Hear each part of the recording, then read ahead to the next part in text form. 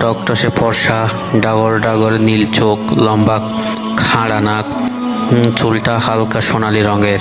সব মিলিয়ে মনে হয় ছোটোখাটো পরীর বাচ্চা। প্রথম দেখায় যে কারো মন কেড়ে নেওয়ার ক্ষমতা আছে তার।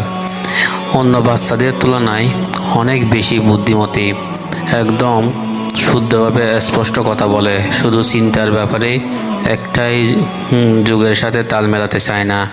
নিজের আলাদা জগতে থাকতেই সে স্বাচ্ছন্দ্য বোধ করে। ইংলিশ মিডিয়াম স্কুল পড়ার পরও নূরজাহানের আগ্রহ আরবি নিয়ে। ইসলামিক নানা দিক সম্পর্কে তার জানা চাই।